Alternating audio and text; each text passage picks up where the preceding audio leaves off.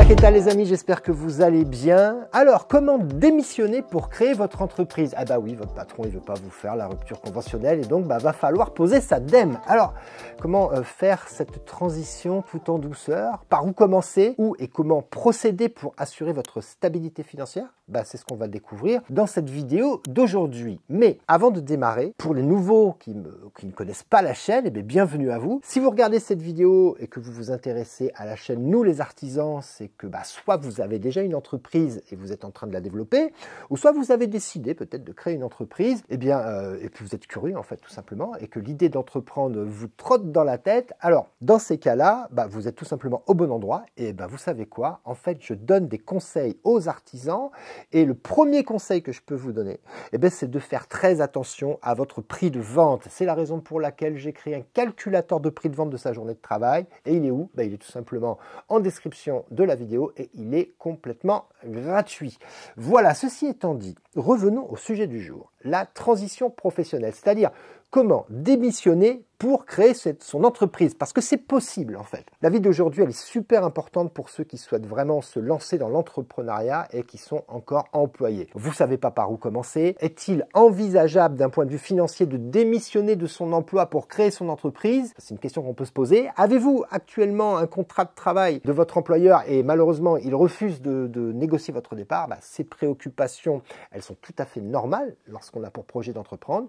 Donc ne vous inquiétez pas, vous êtes au bon endroit et on va voir tout ça ensemble. Pour quitter votre job, en principe, vous devez démissionner. Et en général, quand on démissionne, on n'a pas le droit au chômage. C'est la règle. Mais, et oui, il y a un mais, si vous prévoyez de démissionner pour vous reconvertir professionnellement, il y a une petite chance que vous puissiez toucher le chômage. Donc, si vous avez des envies d'entrepreneuriat ou de reconversion et que vous voulez toucher le chômage en même temps, c'est possible, mais il faut suivre certaines règles, évidemment. On est en France, il y a toujours des règles. Avant de sauter le pas, il est important de parler des conditions à respecter pour bénéficier de ce chômage. Premièrement, vous devez déjà être en CDI, que ce soit à temps plein ou à temps partiel. Ensuite, vous devez avoir travaillé pendant au moins 5 ans au cours des 60 derniers mois, que ce soit dans la même entreprise ou pas. Puis, vous devez avoir un projet de reconversion sérieux, comme créer votre propre entreprise. Mais attention, cette histoire de démission pour reconversion pro, c'est réservé aux salariés du secteur privé uniquement. Maintenant, passons aux étapes concrètes pour mettre en place votre conversion professionnelle. Tout d'abord, commencez par élaborer un projet pour la création de votre entreprise. Avant de démissionner, consultez un conseiller en évolution professionnelle, un CEP, pour vous aider à construire votre projet. Si vous cherchez un CEP, c'est très simple,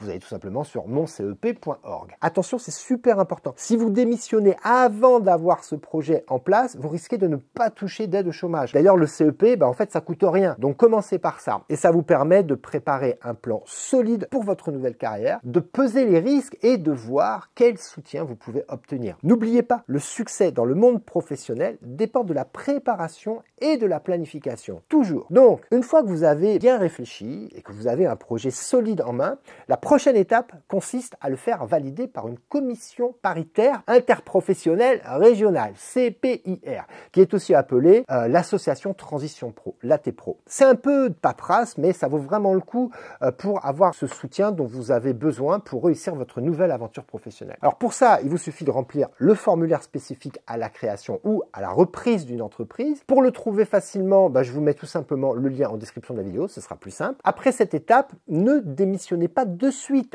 Attendez d'avoir l'accord de la commission. C'est là que ça devient intéressant. La CPIR va examiner votre projet pour s'assurer qu'il est bien sérieux et réel. Si votre dossier n'est pas validé, vous aurez la possibilité de faire appel de cette décision dans un délai de 2 mois et à partir de la notification.